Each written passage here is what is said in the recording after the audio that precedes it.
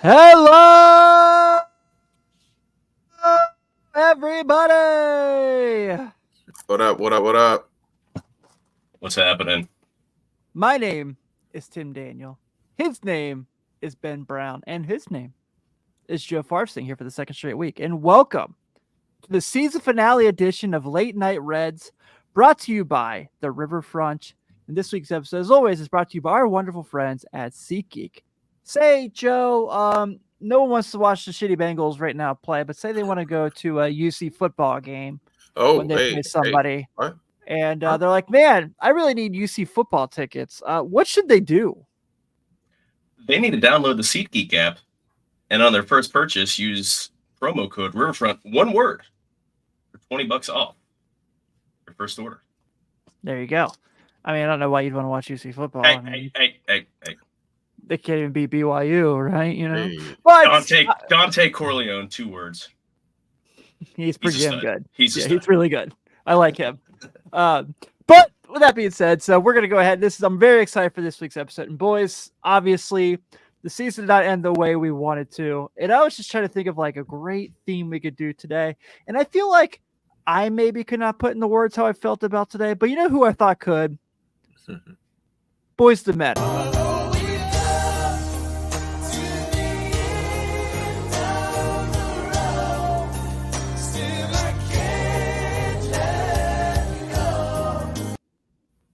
Boys to Men, perfectly describing my feelings about a wonderfully fun Cincinnati Reds season. And we're gonna get into the finale against St. Louis. We got a great mailbag today. We got a lot of awesome questions from our Patreon listeners, Twitter followers. But for Ben and I, and for Joe, who's filled in a couple times, and everyone here at the Riverfront, I don't know if we can say thank you enough for not only just adding to how fun this season was, but man, just like getting us so excited for 2024 and beyond, with how we saw this young core come together and play so well up and down throughout the season. Thank you guys for everything, hanging out with us on every Sunday night. We do plan to be here still, maybe a little bit of a shorter show throughout the off season. But I know we're going to do a lot of fun stuff leading up the Reds Fest, things like that. So we're very, very grateful for everything this year. What a fun first year on the Riverfront. Would have been a lot more fun to be talking about a playoff team this week, but we will. Yeah. Right there, man. Right there. So let's get to the finale. Obviously, 82-80, a disappointing series with the Cardinals. Friday was super fun. Saturday was not, and today Joey Votto got ejected. So I think a lot of things today that really stuck out. Actually, the last week in general, I want to point out. I know Ellie had 3 strikeouts today, but looked pretty comfortable at the plate this last week. I thought swung the bat pretty well. That was nice to see. Joey Votto, for some reason, had 3 games off in a row. 4, I guess, if you count the ejection in the first inning. That didn't make any sense to me. And I was in Cleveland for the second game of the Guardian series. I was not there for the LA2 home run game, but really fun. Was really was disappointed they lost, obviously, for the sake of the playoffs, but it was kind of cool to be there for Terry Francona's last game. Yeah. That was kind of neat. Just someone who loves baseball, but just a lot of emotions here. So you obviously knew you had to win all 3 games to even have a chance to get into this thing. And baseball's baseball, and it just was a bummer that that's how it ended. But today obviously didn't really matter for anything. So just sucks that we're not talking about a playoff team right now. Yeah, it does. And I think that I guess the one thing that is I guess is not really bothers me, because I think that we far exceeded expectations. For sure. So it doesn't bother me, but I guess the one thing is that this team was so close, and we had shot so far ahead of where we thought we would be, to be there at game 161 against the Cardinals, who we all hate, and to have a shot and to have that kind of game go the way it did. I think that's the more disappointing part, is that, man, we were right there, and we're playing bad Cardinals team after we just put 19 runs up the night before to turn around and give up 15. Like that's where I was. I mean, if we win out and we at least give our shot against the Cardinals, and it's like we went out and we don't make it, I'm okay with it. You know what I mean? We sweep the Cardinals and the Marlins, do what they do, and we just don't make it, then it's different. But to have that disappointing loss on Saturday to the Cardinals, not like I said, I'm not disappointed in the season because the season we went well beyond where we thought we were, but I think that just kind of left a little bit of sour taste the way that it went down. Yeah, I agree. I mean, coming into the season, if you would have told me the Reds would have finished at 82-80, going in with what the expectations were, and you thought best case scenario 70 wins, maybe 75 wins, if things broke right, and they blew that out of the water. I mean, and these were with guys that we didn't expect. We didn't expect Noelvi Marte. We thought maybe we'd see McLean or CES or Ellie at some point during the season, but at least for McLean and Ellie, they Andrew were Abbott. These guys were up for the bulk of the season. And it's weird because I would have been, ecstatic isn't the right word, but I would have been very satisfied, hey, listen, they finished above 500. They finished the game out of second place. But the way the season just petered out, I mean, the last four series, they lost the last three and split or they lost two and then split the Guardians and then lost the last one to the Cardinals. And it was just so close. I mean, the 9-0 game against Pittsburgh, everyone's going to point to that as the backbreaker, but it started with the 14 strikeout 7-inning game with Hunter Green that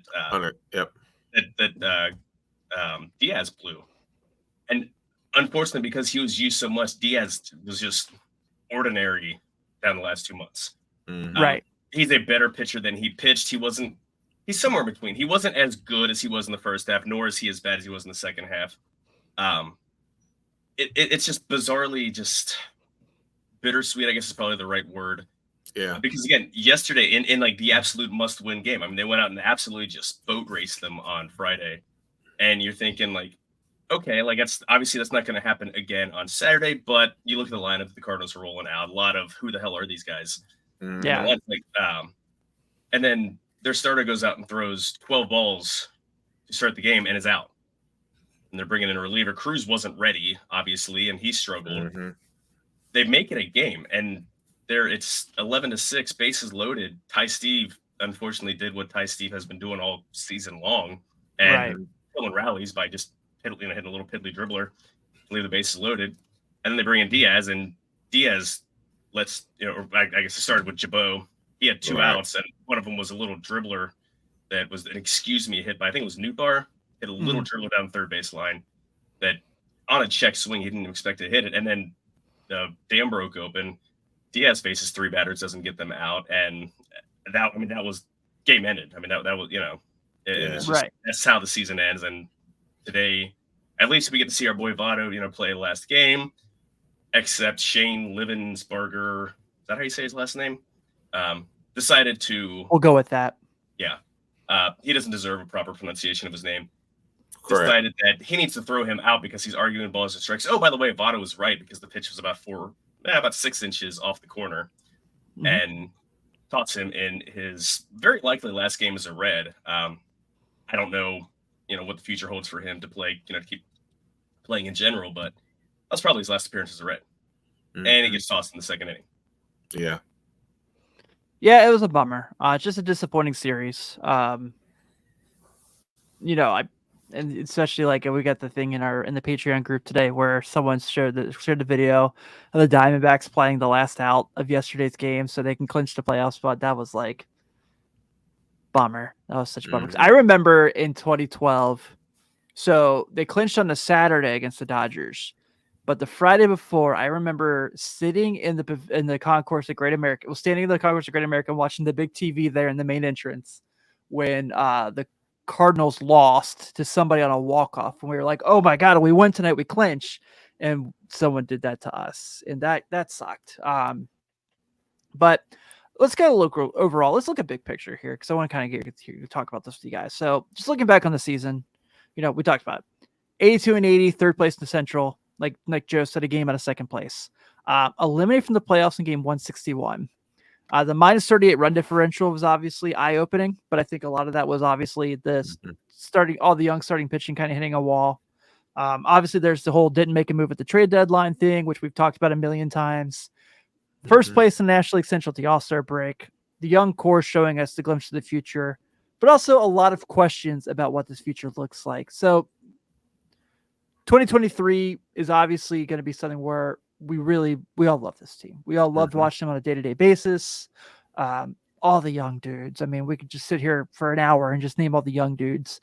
I think 23 rookies played for the Reds this year. That's incredible. So that's incredible to win 82 games with that. You don't see that too often in sports. But when you guys look back at 2023, and Ben, I'll start with you. What is the thing that you remember the most? Oh, dude, it's the youth movement. I mean, we literally turned over our roster in the middle of the season with a whole bunch of rookies, and we're able to compete up to game 161 for a playoff spot. I mean, this team, it was almost a complete overhaul.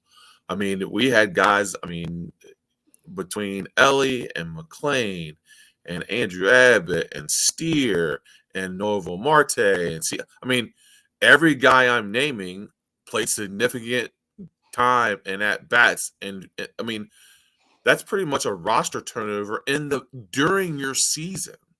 You don't ever really see that. When else have you seen that in sports where a team, they pretty much have a completely different starting lineup than when the season starts, working all the way through the season with all rookies, going through the season and still being able to compete up to game 161. That's something that is the most memorable thing for me, is that we were able to go through a structural change of our lineup. We were able to rebuild during the season. Like it wasn't even in an off season. We rebuilt during the season. Was like, hey, we're going to go with these young studs and see where they take us. And they took us up to game 161. So pretty impressive stuff. Yeah, absolutely. Think of when the season started. We had Jose Barrero, and he probably deserved to be called back up at some point. Because I got to play the song. No, shall I? You said his name, and we might not be able to play for.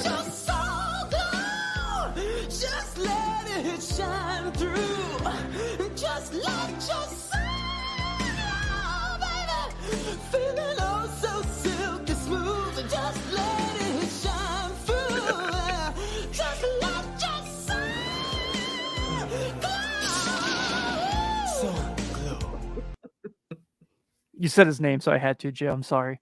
I understand. However, Jose Barrero was a 25-year-old utility player with a 67 OPS plus in 149 plate appearances. Jason Vossler was the starting first baseman. Will Myers, Luis Cessa, and Connor Overton were in the starting lineup, or were in the starting rotation. And then those guys were all completely forgotten by the end of the season. The most dynamic rookie obviously was Ellie. I think probably the signature moment of the entire year was his cycle against the just that 11-10 game against the Giants. That was such a great game. The most fun, exciting game that I think I remember for years. Yeah. Yep. And then Sadak at the end, it's a cycle. Just the coolest goosebump moment. Yeah. And he was the least productive rookie that the Reds brought up this year. Of those that received actual playing time. Ellie had an 89 OPS plus. We all know that this is just the beginning for him. He's going to make adjustments. He just the last couple weeks of the season, you could tell he was making adjustments. He was laying off pitches, and he looks like a dude who's ready to take, to learn from, learn from his rookie season. We knew it was going to be a struggle. He was a 6'6" absolute toolbox with zero discipline, just a free swinger. He's going to get better. Will Benson, who at some point lost rookie eligibility. Exactly. Will Benson, jeez, Pete. Exactly. It's weird that he was a rookie until he wasn't and is no longer a rookie in the same season he was a rookie. He hit 127 OPS plus. Spencer Steer, 119 OPS plus, probably the MVP of the team because he played 15 starts at 4 different positions all over the lineup, plus designated hitter. And rookie of the year. Matt McLean, 129 OPS plus. Christian Encarnacion Strain, who absolutely in September was just on fire. Balls on fire. 8 home runs. He had a 115 OPS plus, counting a really slow start to this campaign after getting called up. And then the one who absolutely, I think for me, just settled in the most is Novi Marte. This guy looks like Manny Machado. 21 years old and plays just an absolute disgusting. I said that last week. Yes, he did. Yeah, he plays an absolute disgusting third base. 16-game hitting streak to end the year, just hitting just line drives everywhere. And then in the past couple of games, realized how to adjust his launch angle and hit a couple home runs this series. And that's the only thing that really he didn't show a lot. I mean, he only played 34 games after getting hit in the face and looking like he went 2 rounds with Lennox Lewis after he got hit in the face with Ellie De La Cruz's errant throw. And again, this isn't even counting Abbott, Brandon Williamson, and anyone else. Connor Polk showed that he's got stuff to get major league batters out. Just the absolute just youth movement. There's a lot to look forward to. It's incomplete. We can't just go into next season and say we've got all these young guys and we're good to go. Absolutely. But that's a hell of a core to start with. Never mind, guys that are guys that weren't overly established, like our buddy Terry Lee, just having a revelatory season as well. So there's a lot of great that came from this year. I think the thing that jumps out is you guys just talked about all those guys, and rightfully so. The 2 guys that, and like we said earlier this year, the 2 guys in March, if you were like, who's your 2 guys you think are going to be really good this year? We probably would have said Stevenson and India, and they weren't. No. And they still managed to have this year. I think Ty Steve has earned the right to go next year. I think he's earned the right to get a shot there for next year. Yeah. Is it going to work out? Probably not. I mean, I shouldn't say probably not. That's not fair. Because, before this year, history showed he can rake. He can hit the ball really well. He can get on base. He can draw a walk. So I don't know what this year was. Is obviously the most disappointing of any player on the team this year. Yeah. So because like we said, like we always knew defense was going to be suspect with him, and that's why they were like, well, I guess he could play first base some days. He could DH some days, and but I think this is kind of the situation that we kind of have with him. Joe, you're right. Obviously, the thing we've talked about is, this team definitely needs some veteran leadership to kind of join with these young guys for next year. I know there's a name out there that a lot of people seem to get mad at us for saying, but need I remind you, if they don't have a spot for Joey Votto next year, they carried 3 catchers for 130 games this year. So maybe don't do that again. Real quick.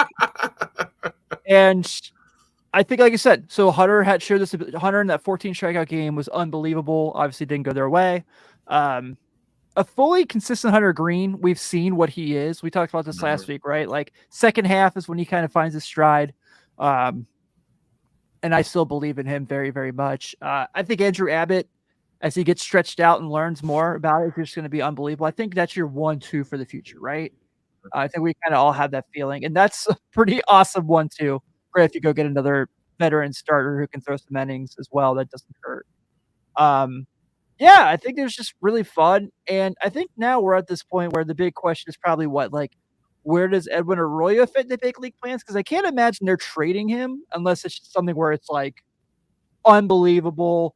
This is your chance. If you can get rid of Edwin Arroyo and get this multi-time MVP who's got a franchise-friendly contract, there aren't any of those sitting out there. And to Christian Yelich, I don't want you here. So not anymore. After you left Miami, I'm all gung-ho about Christian Yelich. Now, not so much. No. Giancarlo Stanton, don't even show up in Goodyear if that's going to be the trade. Don't even show up. You were awful this year. But yes, Evan Arroyo is now the question of where does Evan Arroyo fit in? And that's what makes this so fun. There's obviously different guys. I really like Alfredo Duno as far as kind of maybe being the catcher of the future, but that's probably ways away as well. I think Local Luke's back next year. We're gonna go through this all off season, but I can't. I think they're bring Local Luke back next year. I think he his role right. He did what absolutely. He was behind him. Yeah. So I'm very optimistic about this offseason. While I don't necessarily, I'm not going to be like our bosses here and get into the whole I don't like to sell the team stuff. They know this. They're comfortable with me being here with that. I do believe this Nick Krall promotion is kind of a good thing because I think he is a guy who wants to make things happen to win. And I'm not gonna not hold him accountable for how starting pitching looked throughout the year. But I do think that the Nick Castellanos deal and stuff like that, after when Dick Williams left, he was kind of given this slate that he had to kind of recover from. Mm-hmm. And I have a lot of, I'm going to give him a lot of props here for the fact that he did give up on Will Myers. He did give up on Hunter Renfroe, and it was like, this shit's not working. Because we've seen the Reds just throw those guys out so many times, right? Like, Edgar Renteria played 100 games for the 2011 Reds. Let's just not forget that, okay? Like, let's just not forget that. That was a team that was supposed to contend, too. That wasn't a YOLO team like this pretty much was. Right. So, yeah, there's a lot to go there. But we do have a lot of fun, really good mailbag questions I want to get to today. And I've thrown some names on some of them. I've left some of them blank to kind of get your guys' thoughts as well. This is going to be kind of I'm really excited about this. It's kind of the season finale mailbag. And we haven't really done one of these before. So I did get some great questions, and Joe's here. So I'm going to get to his question as well while he's here that he had. But I want to start with Brandon Kamick. Realistic free agent targets this offseason. I'm going to go and preface this, but I don't know if these are really realistic. But looking at Spot Track and their AAV compared to what the Reds are going to have on the books, obviously, and what they need is kind of how I grew this group together. And I'm probably wrong. There's a very good chance none of these guys play for the Reds next year. But some interesting names here. Teoscar Hernandez obviously would be just perfect for the Cincinnati Reds after a season in Seattle. Jorge Soler plays for a new team every year and just rakes wherever he goes. Mm-hmm. Obviously, Adam Duvall would be fun to have back and just play the corner outfield position, a little first base if need be. And then Lourdes Gurriel Jr. was just an all-star. He's probably a little bit out of their book financially, but these were kind of some names I felt kind of fit the timeline per se in the veteran leadership situation, like a guy like Duvall. Starting pitching, God, if Sonny Gray signed back with the Reds, I think I would go pick him up at Lunkin and take him to his press conference. Martin Perez is an interesting name. Had a pretty decent year for the Rangers. Yeah. They probably want to bring him back. James Paxton's a guy I've liked. He's definitely had a fall down from the Seattle days. Michael Lorenzen has been a little up and down since Philly. Obviously had the no-hitter. Wasn't very great afterwards. And Marcus Stroman has a mutual option with the Cubs. So I don't know if he's going to hit the market, especially after the second half they had to kind of make a run back into it. Right. And then on right relief pitchers, I had a Aroldis Chapman just because, I've said it a million times, I feel like he makes sense for being a lefty in the pen when, and maybe I'm wrong because Sam Moll was really, really good this year after the trade. Shintaro Fujinami, I doubt he leaves Baltimore. Ryan Stanek, Chris Statton, and Brett Suter. I don't know what their situations are, but those were just some names I thought were potential options for the offseason. Do you guys have any others that you've looked at? Can you see potentially being free agent market for the Reds and their needs? Again, no, it's day one of the offseason. Like I said, I like the Chapman. I like the Chapman. I think that he fits. I think he fits what we need. And dude, if we could get Sonny Gray back, that would be incredible. That would be incredible. There was someone Sonny Gray-esque. There was a right-handed hitting outfielder DH type that I didn't see on there that, let's be honest, the Reds can afford, but they have no money committed next year. Hunter Green, right, and then a bunch of guys that they need to tender contracts to. Why not just say to hell with it and Shohei? We'll pay him $500 million for 10 years. He's not pitching for a year, Joe, so I don't care. This team has zero money on the books. Honestly, for the guys that were on there, the Reds need power relievers. Like they're like everybody has guys coming out that throws 100 miles an hour, and there's nobody that the Reds have that throws 100 miles an hour out of the pen, which is kind of like, are the Reds purposely trying to buck the trend when everyone has guys that throw 94 mile an hour sliders and two fastballs at 98, 99? Mm-hmm. But yeah, I mean, Chapman makes a ton of sense, made a ton of sense at the trade deadline. Sam Malt was great, but Sam Malt isn't a lefty reliever. He's a left-handed pitcher that can get anybody out. And that guy was a revelation. I kind of like, I thought, great, this guy, whatever, this is just making an acquisition to make an acquisition. But I mean, he was fantastic. He had an ERA, one, if not sub one. Yeah, I liked him. Yeah, and I liked Teoscar Hernandez. Relievers, again, any reliever, I don't care. Anybody who has success, who's not a minor league free agent or who's, hasn't been DFA'd midseason, sign them all. And yeah, starters, Sonny Gray seemed to like it here. The Reds seem to like Sonny Gray, and I think that would be fantastic. Yeah, Ricky Carter. You know who can throw 100 miles an hour plus? Joe Boyle, who threw 6 innings yesterday. What is up with that? Like, yeah, I know. He was like, Ricky Karcher was 75th percentile. Joe Boyle. Reds trade him, and then they call him up just because they wanted to see what they have in the acquisition, and he can suddenly find the strike zone. Really, really weird. Robert brings up the point that Britt Suter is from Cincinnati. I didn't think about that. Moeller High School. Yeah.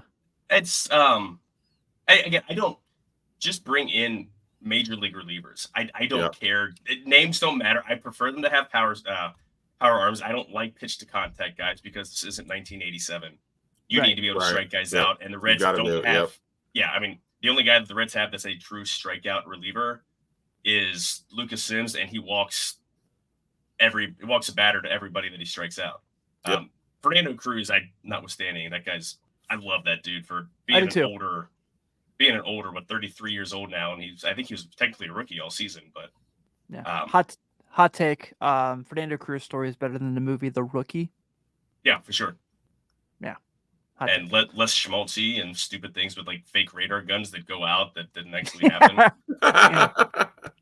I hate sports, like based on true story sports movies. They all suck, especially if they're done by Disney. They're just so schmaltzy and like We Are Marshall, like just. Oh, that's the worst. I mean, although on the plus side, the best thing of that movie, and it was true to fact, their first win after their entire team dying was over Xavier University football. Yep. Yeah. There's the reason they got rid of football. They lost to a team that, like, they lost to the Peruvian soccer team that died in the plane crash into the mountains. I mean, come on now. So I just want to point out real quick, these are guys who pitched in the bullpen for the Cincinnati Reds this year, at some point or another, or were called up, I should say.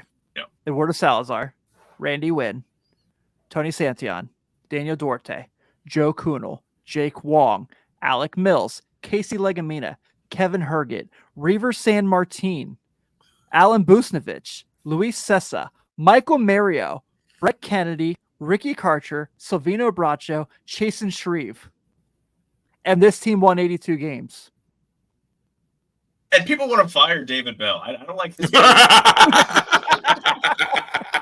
Look at the pitchers that he had to throw. And they won 82 I didn't name Derek Law, Ian Jabot. Yeah. These were the reliable guys. Right. Yeah. Farmer? Buck Farmer. Hey, do you think at some point David Bell picked up that phone and was like, never mind. It's like, new phone, who this? Who this? I don't know if people remember because I don't know if people can remember this because it was so early in the year. You guys remember Luis Sessa had that game where he started against the Phillies on a Sunday, and he didn't get out of the first inning without giving up 9 runs. I remember I don't think he got anybody out the entire season. I was going to say, he's in the Colorado Rockies minor league system, so we'll see what happens there. But yeah, I thought those were some good things here. Bullpen overhaul, I'm all for. I think they were holding the bullpen together on pins and needles. Yes. That was, and it kind of showed. All right. Sydney brought this question in. Players on the 60-day IL you expect back. These are not the guys I expect back necessarily. These are just the guys who are on the list right now. Ashcraft, Lodolo, I think, are no doubters. Yep. The other 4 being Vladimir Gutierrez, Justin Dunn, Reaver San Martino, Connor Overton. I'm kind of all for if like none of them come back realistically because we don't know who they are. Yeah. Well, I guess we kind of do to an extent. Vladimir Gutierrez has a spider tattoo on his neck that's on like this is Adam's apple. It's intense. Yeah, it's very intense. It's pretty intense. It is. Justin Dunn, who was part of the Jesse Winker and Higuain Suarez trade, did not pitch at all this year. Would like to see what he can do healthy. I just don't know if it's going to fit. Reaver San Martin, congratulations. You look just like Jimmy Butler. And you've got some stuff. Sometimes he looked really good. Sometimes he didn't. When he pitched against the Pirates, he looked awesome. And Connor Overton, you could see once the stretch, like the rules were changed and he couldn't get so many ground ball outs that he was probably not going to fit in the big leagues. So Ashcraft Lodolo for sure. I'm all for giving Justin Dunn a shot. I'm not against Vladimir Gutierrez giving a shot because he was kind of making the road back and had a setback in his rehab assignment. You guys, any of these names kind of sound like someone you would want back on the team? Just the top two. Yeah. Yeah, I've got no problem with Gutierrez and Dunn. I would prefer to DFA them and then bring them back as minor leagues. No one's going to claim Gutierrez. Dunn maybe because he's got the prospect pedigree that someone might claim him, see the talent. But I'd be fine with them in the organization, but not on the 40-man because at least with Dunn, when is he healthy? Right. Yeah, that's where he's I'm never at. been healthy since he was a pro. I mean, with the Mets or the Mariners system, he just can't get on the mound. Yeah. So Carrick says the Reds need 2 outfielders with some power, maybe a reliever, 2 and a backup catcher. I don't know, man. Starting pitching was pretty rough on stretches this year. Mm-hmm. One outfielder, an entire bullpen minus Sam Moll, Fernando Cruz, and Diaz. I think they need somebody to push Tyler Stevenson as a starter.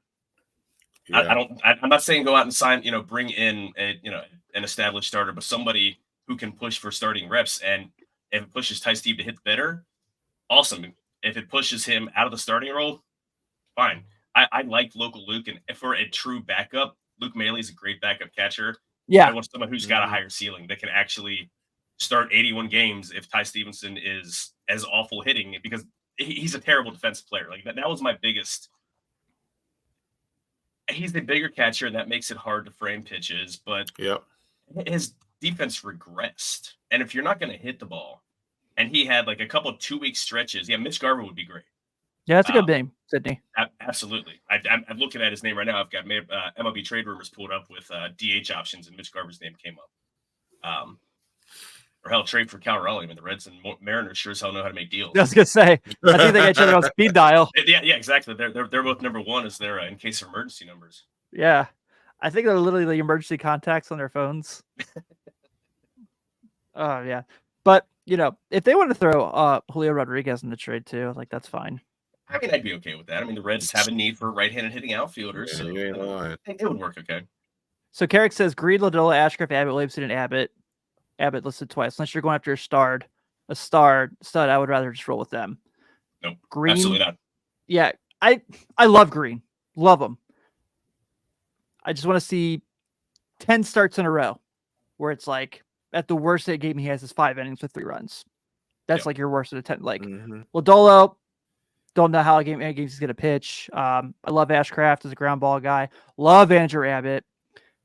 And I love Brandon Williamson. I love Connor Phillips. I love all these guys, but also like you're not going to the playoffs with just these 5. I don't like. I understand the idea. I understand the thought process, but like no team just throws 5 young guys out there and wins anymore like that. It's just not a thing. Like the Braves, yeah, but Spencer Strider is otherworldly. Yeah, so they've had to use a bunch of other guys. They had to call up Shaw. I can't remember. But they've had a lot of guys. I mean, Max Fried's been on the injury list. They've had a lot of injuries. Yeah. As great as believe me, I know. As great as they're during the regular season, they're looking iffy in the playoffs because of all the injuries to their rotation. So you can never have enough depth. I would the only 2 that are definite to me out of those names are Lodolo and Abbott as your as Green and Abbott as your potential 1 and 3. I want to see them bring in a number 2 starter or a number 2, number 3 starter. Lodolo has all the talent in the world, but consistency hasn't really been there, and he can't stay on the mound. I'm convinced that Graham Ashcraft is a reliever, and I would rather see them I don't say move him to the bullpen prematurely, but I think he's a power reliever and a absolute lights out late inning guy because he's got 3 different fastballs that are 98 miles an hour. Yeah, Ellen, as Sydney put, Aaron Nola would be a good, great option. I wonder what that would be. Is AAV? Yeah, it'll be high, but again, they need to spend money. Yep. Yeah. They will spend money. It's just, will they spend it wisely or will they spend it idiotically on a DH type? Like, I don't want to say that Nick Castellanos was a bad investment because he wasn't. He hit well, but that's not a guy you put a 4-year contract on. A guy who's a bat only guy. I don't know, man. He looked pretty awesome this year. Yeah, but you know what I mean. You know what I mean. For a team that's a growing, a team that's a building team, you don't spend a ton of money on a guy who's only a DH type, especially a team that prides itself on all the versatility. Yeah. So let's see. Unless that DH type is Shohei Ohtani. Yeah, that's true. All right. So Joey Gaditza, our good friend from north of the border. Current players on the roster could be trade pieces. This is just me throwing things out there. I'm not saying I would trade these guys, but just names that kind of came to mind. Jonathan India is obviously the kind of the biggest conversation. Nick Senzel, I don't know what market he has, if any, probably not much, or if or any for that matter. No. Tyler Stevenson, like we've talked about here. Cam Collier, I doubt the Reds trade unless it's like a perfect situation, like we talked about earlier. Alfredo Duno, who I mentioned earlier, catching prospect. Sal Stewart's a guy people are really high on. And Friedel and Fraley, I don't think the Reds would, definitely don't think they'd move Friedel. Fraley's got to be another thing where it's a situation. So I think India is probably your best bet because, like I said, I don't think people are clamoring at the bit to trade for Ian Jabot. But I don't think, the Strand, McLean, De La Cruz guys, like those guys aren't getting traded. Right.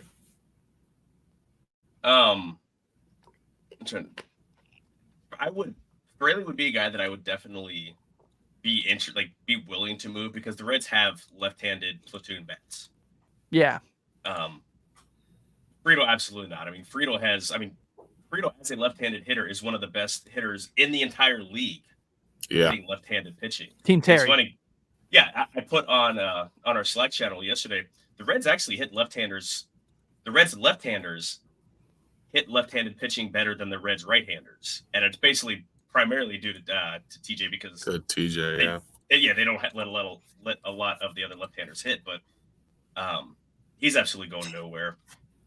The only guys that I wouldn't deal is Duno because I think he's the second best teenage catching prospect between Ethan Salas.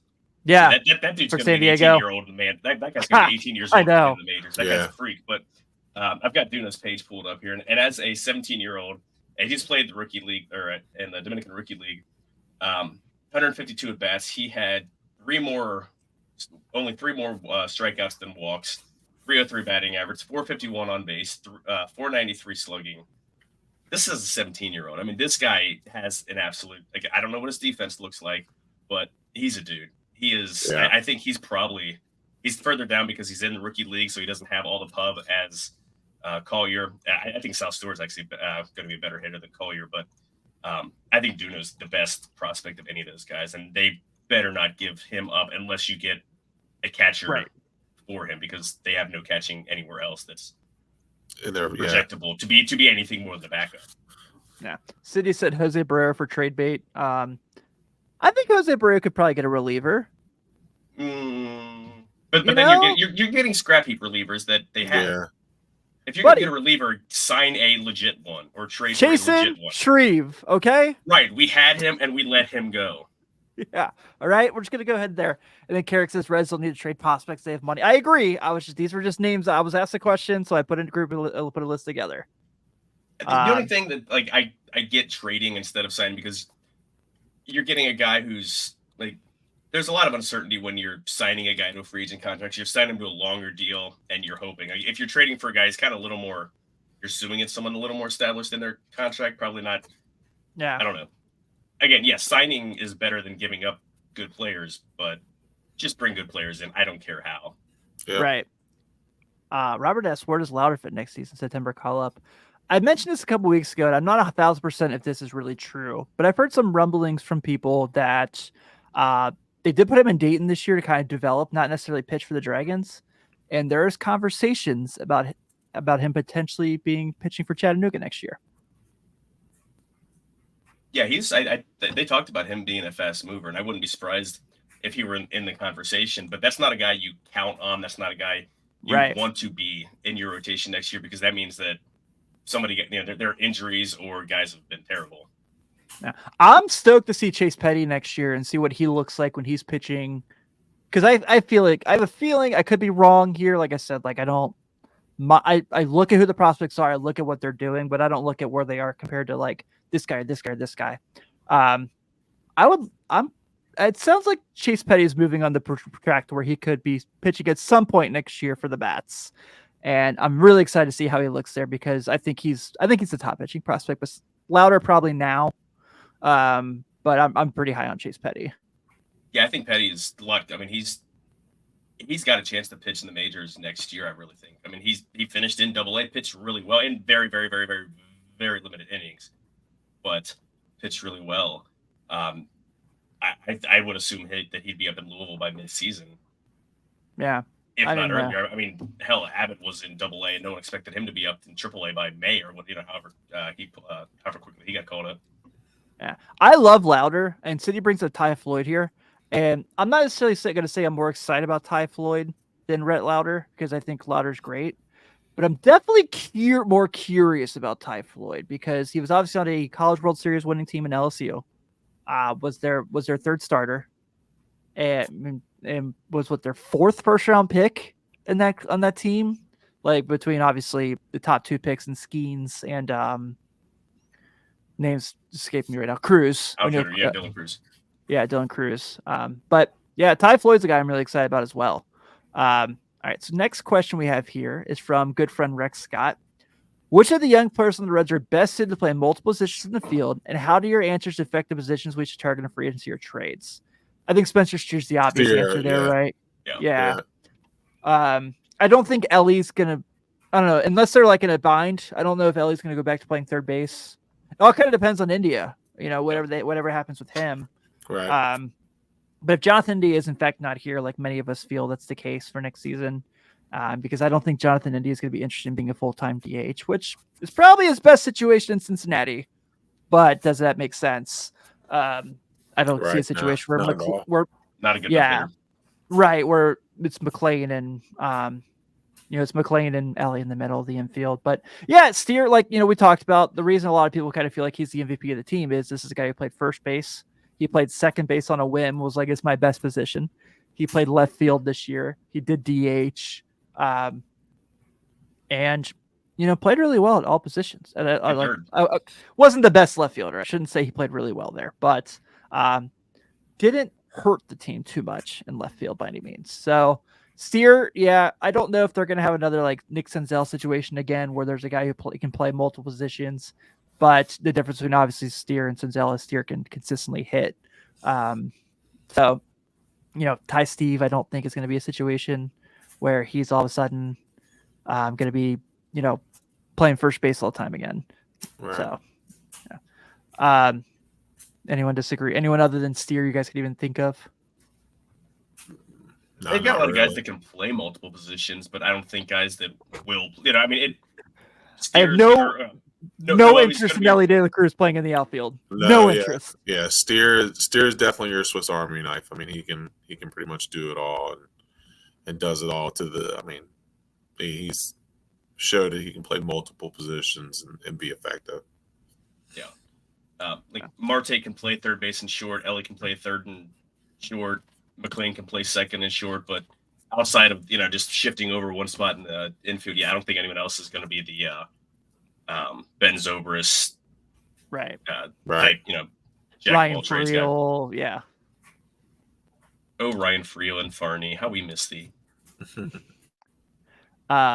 Sydney asked here, concerns about Ellie's defense? No. I think you could see when he started attacking the ball that those mistakes were cut down. So I think he'll be fine. He's 21 and he struggled more on defense when he was struggling on offense. I think he just got in his head. Yeah. I feel the same way. Carrick says, I would love Marte in right field. I don't hate that. It's just kind of Third base is a more important position, and he's a really, really good He's a defensive really third good baseman. third base. I was going to say he's a really good third baseman. Yeah. Joey Gaditza says, thanks for keeping us all entertained with great content. Love you too, my guy. Thanks for all you do for the riverfront. Absolutely. Joey, the composer of my outro music on the Bengals show. Yeah. Cooper Howe. How important is it for this team to keep India and sign Votto to a 1-year contract? It's keeping India super important is the big question. We just talked about this. I don't. Yeah. No.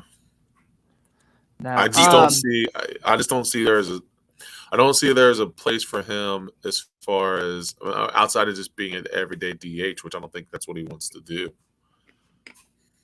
To me, it's a matter of his bat isn't good enough to be a DH. He would if he would be able to swallow his pride and to be a reserve that just gets a couple starts a week, as a second baseman, DH, whatever, just a fill in. Great, but I don't think he'd be able to handle that, and that's his best spot because they've got better players at anywhere he can play. Mm-hmm. So I don't think it's important for him at all. Yeah, you need infield depth for when someone gets hurt, but I mean, the Reds have a couple guys that can play second base. They've got 3 guys that can play shortstop. They've got multiple guys that can play third base. Third, right. So, and again, that's not counting anybody from the minors. That's not counting Jose Barrero, anybody else coming through the system, and Edwin Arroyo if he's ready latter part of next year or 2025. I don't think so. I don't think they need him. He needs the Reds more than the Reds need him. Yeah, and like you just said, Joe, we got so much depth there already. The guys that can move around and play multiple positions. Yeah, I just don't think that he's willing to be like, yeah, I'll 2 starts a week, play some DH. I just don't think he's that. I don't think feels like he's in that position. He's a league average hitter. I mean, he was injured last year. He was dinged up a bit this year, but he's got a 105 OPS plus for his career. So he's a league average hitter and a well below average defender. Mm-hmm. Those guys, that's a 1.5 win player. You can find those guys for, on the scrap heap if you really need a backup. Nickels on the dollar, man. Exactly. Nickels on the dollar, for real. Yep. Yeah. As far as Joey goes, I think we've beat that to the ground. If his arm is moving, give it a shot. If it doesn't work out by June, move on. I think no one's gonna be hurt by that. So yeah. Let me ask you guys this: do you think he would want to play anywhere else? No. Is it Reds or bust in 2024? I think so. I think so. It would be incredible. Like everyone's been trying to trade him to the Blue Jays his entire career because he's from Toronto. Well, he signed as a 19-year-old. He's been a Cincinnatian more than he was a Toronto. Toronto. Ben played football with Sean Alexander. How many times did you hear, man, it'd be really cool if Sean played for the Bengals? I mean, all the time. All the time. Constantly.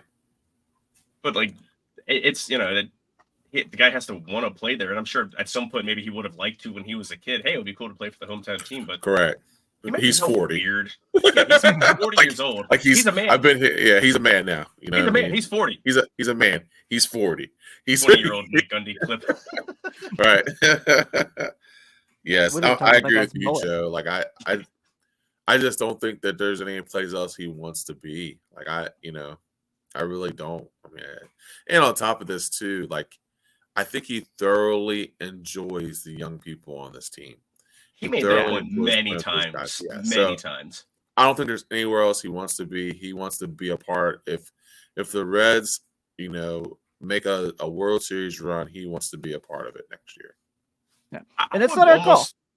Yeah, I was going to say, I would almost wonder if he would just kind of stay on the sidelines until mid-season, and if he's feeling healthy, just kind of have an off-the-books discussion with the Reds. Hey, listen, I'm going to rest up. I'm going to take it easy. Going to stay in shape. And mid-season, you guys... What's that? That year Roger Clemens just randomly signed back with the Astros. Randomly just popped up. Exactly. Everyone knows what the deal is. It's just, if you have a need, if I'm healthy, if I'm feeling good, I'm here, make a phone call, and I'll be in Louisville, in 5 hours or however long, it takes to get a plane. I'll be somewhere driving a school bus. Just, let me know where Gucci to chess matches. Yeah, you know where to find me. Another question we got here. This from my buddy Kevin Lynch. He's part of our hoops chat every day on the Slack channel on the Patreon. which you could be a part of too. Patreon.com/ReferenceNC. All the cool kids do it. All the cool kids. What player or players would be a perfect, realistic fit on this team for next year? Could be a free agent or players to target a trade. So apparently the Padres are shopping Juan Soto. Would he be perfect? So I feel like he'd be perfect. Oh, jeez. Then I don't. Yeah. Then I'm fine if Joey doesn't come back if Juan Soto comes to town. Yeah. It's so hard to say. Trade prospects to the Angels. Angels trade Trouty to San Diego. San Diego trades us Juan Soto. Everybody's happy. Yeah. Dylan Cease as a guy kind of comes up a lot as a potential Reds fit. Just depends on, I don't know. He was very up and down with it, but that was a bad White Sox team. I think he's much better than his numbers looked. Yeah, they're not getting Juan Soto, and that's stupid. But they weren't getting Ken Griffey Jr. in 2000. That's true. That's true. And like I said, Nick Kroll is not the GM anymore. He is the president of operations. So maybe he's thinking some different things here. I do like me some Sean Pender. I think he actually earned that promotion. He's done some really good things. So I'm curious to see how much of an input, and we haven't even got into that, but be interesting to see what if any say he gets to have in the organization. But I think he's a smart, intelligent dude, and be interesting to hopefully he gets some input as the GM now. What about Tyler Glass now? Because Tampa Bay just always kind of moves guys when it's like, and he's been really good for stretches. I wouldn't be upset. Yeah. I know they won't move him because they think they're going to win next year, but David Bednar from Pittsburgh would be awesome to have with Alexis Diaz. Yeah. Just be awesome. But Pittsburgh thinks they can win next year, and that's hilarious. It's really cute. Yeah. So. Yeah, but they made Johnny Cueto drop the ball once. Yeah, believe me, they tell me all about it. How's Kenny Pickett doing for you losers? Oh, baby hands. Yeah. Is Logan Gilbert a possibility? Do you think Seattle kind of like just gives up, or do you think they try to take another run at next year? They've got a lot of pitchers anyway, so even if they'll try to make another run at it. Yeah. And like you said, they trade with the Reds all the time anyway. Yeah. I don't know what the Reds have with it that they would want unless it's like bringing back guys that the Reds already have as regulars, because the other guys that the Reds have, prospect wise or trade. Could we interest you in Justin Dunn? Slightly used Justin Dunn. He's a very, very little tread on the tire. Let's see. We got here. Who is the best one of the teams getting traded, and what should they try to get for him? This is from good friend Alex Derrickson. India, probably. Right. If they trade T. Steve, which I'm not 1,000% certain they will. I think Tyler Stevenson. So I don't know. I think a bigger name that will be traded will be a minor leaguer. If they make a trade, it'll be it'll be like a Cam Collier or Edwin Arroyo or Sal Stewart that'll get moved. That'll be more of like, oh my God, I can't believe they actually dealt that guy. I don't see a big name, like legitimate contributor getting moved. Yeah, I think if there's a big name in a Reds trade, it's going to the Reds at this point. Yeah. Coming off the it better bad. Say that. Right. Yeah, no kidding. This place might burn down otherwise. Yeah. I'd be there with the first can of gas. Yeah.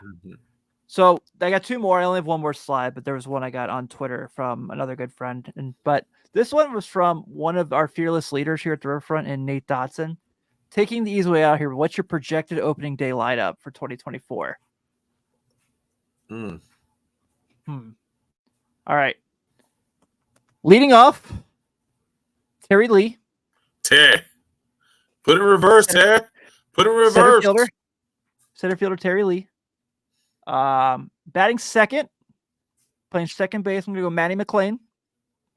Yep. Yeah. Batting third in left field, Spencer Steer. I'm going to go batting fourth. Granted, I don't know who the Nationals opening day starters. Let's say it's Josiah Gray here, just because he was an all-star for them. Okay. Batting fourth, I'm going to go CES. Fifth for what the current thing looks like, I'm going to say Jake Fraley. Hopefully his toe's better by then. We're at 6th. Well, no, I'm wrong. Because Ellie's going to be moved up in the lineup. I think Ellie's going to get a shot to hit her high in the lineup next year at the beginning of the year and kind of see if he's improved. Okay. So for this sake, we'll say Ellie. It's Ellie 6th. We'll say Will Benson 7th. T. Steve 8th. Ellie's DH. Marte at third base. Where's Marte or Steer? This is really hard, He guys. gets Steer at third. Jeff Steer third? Yeah. Okay. Yeah. Novel Marte. This is hard. Okay. Yeah. And then I guess, I'd go. Yeah, I'd have to go Marte, right? Some position. Yeah. I don't know. And then starting pitching, I'm going to leave for the next question, actually. So, are we doing what we think the Reds will do, or what we would do if we had the Reds current, like, assumed? Go fun skis. Just go crazy, folks. Ben, you want to go, or? Yeah, I can go. I had put in reverse Terry. That's right. I think they'll bat Ellie second. Go Steer third, CES fourth. Well, you're dropping McLean deep. fifth. Then go Marte 6, Benson 7, Stevenson 8, if he's there. And then DH. CES at 9th? Whoa. Yeah. This is a hard exercise. It is hard. Yeah. Yeah.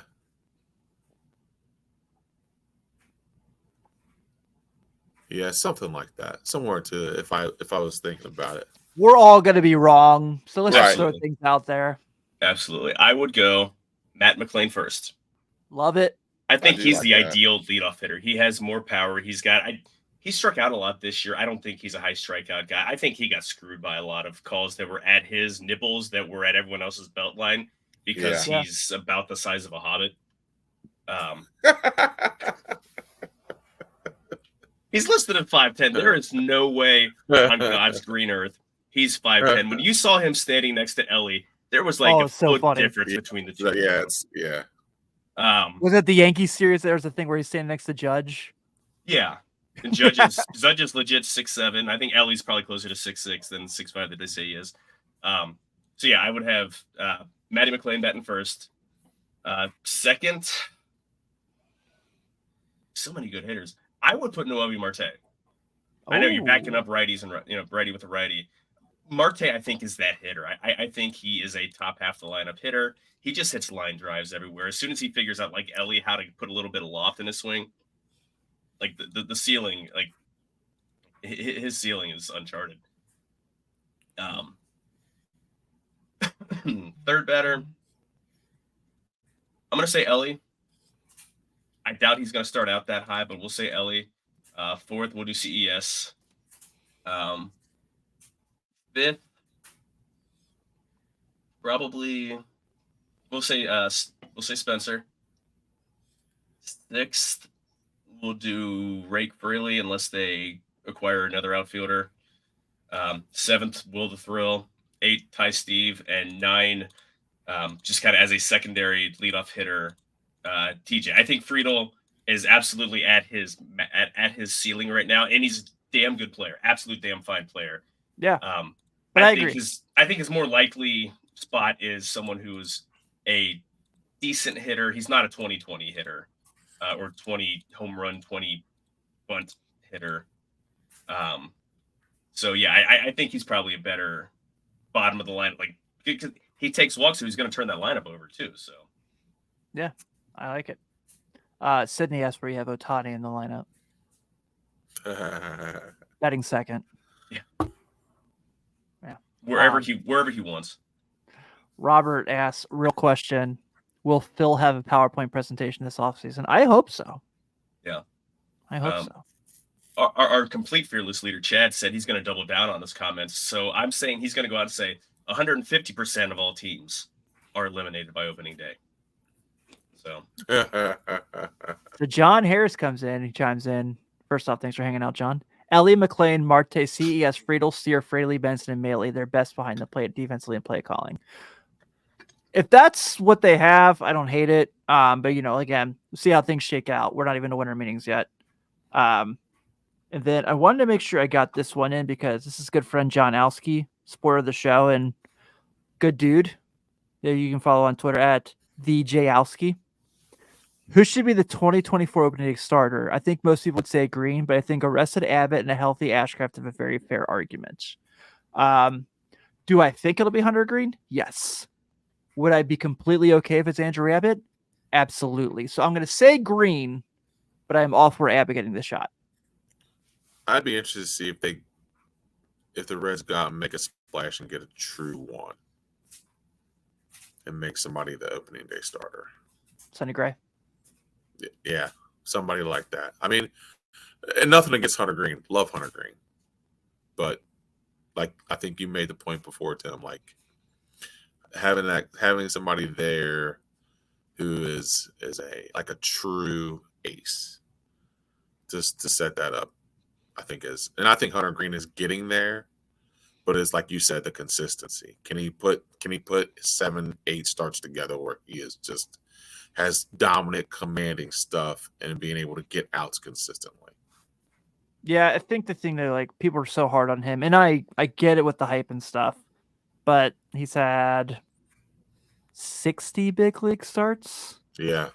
Is that overselling it? Actually, let me pull up his baseball reference real I quick. don't think Just it's to that make sure. many. I think it's probably closer to 45. I was going to say, I don't think, yeah. 45. 45 exactly, Joe. 45 exactly. I say that we talk about that 46 because it's not updated today. So Okay. Yeah, but we talk about that though. Like he's still learning how to pitch. I mean, we talked about this earlier on. Like he's still finding his way. Oh gosh. City says Luis Castillo. Listen, Bring it. One of my all-time Please. favorites. Please. One of my all-time. If we brought back Luis Castillo, boy, like that's one of my all-time favorites. Nobody's dumb enough to trade that guy away. No. Right. Nobody. Yeah. Yep. I say No, that I as will I'm completely say- okay with Novi Marte as our I was gonna say. starting third baseman. But yeah, John brings up the point too. They're paying Green good money. He'll probably be the opening start next year, barring some spring training miracle. Yeah. And hopefully, obviously, the expectation is he gets out of spring training healthy. Guys, it's gonna be a long winter. Yes, it is. You missed. There was a question from somebody in the Slack channel that you're missing. Oh yeah. Thank you. This is from Joe Farfsing, who you can check out on the Riverfront Bengals show. And he came up with the question to ask me, if I can find it again real quick. Hold on, Tim. Why is this thing so active every day? It's actually fun. Yeah. But here we go. I was going to say I'm looking at you. Want me to just read it? So Joe asked, why are geese such hateful creatures? Who hurt them? I'm with They're you. just awful, mean, vicious creatures. And so I live right across the street from a church, and they've got like a big, like open, like field. There's no body of water anywhere near us. Like there's no retention pond, no fountain, lake, anything like that. There's a flock, a gaggle of geese that just live there, and they wander over to over on our side of the street. Sometimes they crap on the sidewalk. Awful. And right. They're not a protected species. I mean, you can't go out and like attack them. Like I'm not gonna hurt animals, but I've had a lot of fantasies to where I just take a baseball bat and just each one with his head up and just club it like Jesus. it's a ball. I'm a non-violent person. I'm a very non-violent person. I've never gotten into a fist fight in my life outside of 4th grade. Like Did you win? It was kind of a draw. My mom got wind of it and came and broke it up.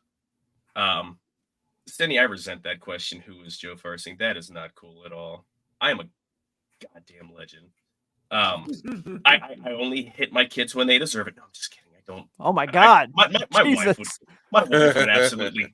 If I were to lay a finger on my kids, like my wife would murder me. That would be the end of me, kind of. But geese are the one creature that I would be completely cool if they were just eradicated from the face of the earth. They keep ducks away. Ducks are like one of my favorite creatures. Like they keep ducks away from all the local ponds and everything because they just scare them off. Like you try to go to a pond. You go to Eden Park. Eden Park's such a cool park. They chase off all the ducks. I want to feed ducks bread, and they chase them off. Stay up in Canada. Like build a fence, build a wall, and keep the geese out. Get some snipers on the wall. Like Duck Hunt from the NES. Like, exactly. They're just mean. They're useless. Like what purpose? Show me a purpose in the food chain. Like I understand. Like spiders. Like my spiders are kind of like creepy creatures, but they serve a purpose in the thing.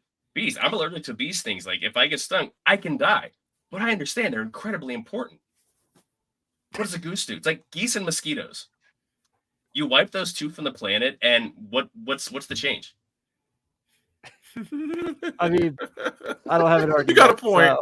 You got a point. I'm sorry, we kind of swerved a little bit in the direction. I needed to make sure this got addressed. So, Carrick did ask real quick before we get out of here, who gets extended this offseason. I think Steer does. I really do. I think Steer gets a decent deal. Ellie, I would love to see happen. I just don't know if his agent's going to allow that. And if there's a way that they could sign Matt McLean to like the Magic Johnson contract of like the 25 years for 25 million, sign me up. Or even just the Ronald Acuna. I mean, that was a good deal. Or why am I totally spacing out on the second baseman? Ozzy Albies. Albies, yeah. Albies. Like, yeah, they probably cost themselves money in the long term, but I understand. Like, it's a smart, thing to make a long-term deal. But is he asking anybody getting a long-term? Like Cedar don't see any big long contracts. Is he just asking retaining our own or outside free agents? Like, what do you I would think our own. What do you mean? Okay. Yeah, I would think. Yeah, I would think they would look to at least approach a couple of the guys then. Yeah, I think Crawl kind of has that in mind because he's kind of the guy who. Is it more Crawl than Dick Williams, you would say, to put the system together, or is it more Dick Williams? I don't know. But what came first, chicken or the egg? Right. The goose. True. All right. Well, I think with that being said, we can go ahead and wrap up this week's edition of Late Night Reds. Like I said earlier in the episode, thank you guys so much for a fun season and hanging out with us through it all. Ben and I had so much fun. We had some great guests through the year. Jumbo Diaz, Drew Stubbs, total joys, guys who helped us with other teams, kind of come on here and give us some time. Really appreciated that. Please, if you are watching this for the first time, give us a subscription to the Riverfront. We are wrapping up our contest for the Cincinnati Bengals Seattle Seahawks tickets if you still want those after today. But you have your chances for 2 free tickets to the Bengals Seahawks game if you subscribe to the Riverfront, as well as the opportunity to join our Patreon for just a couple bucks a month. Not going to break you.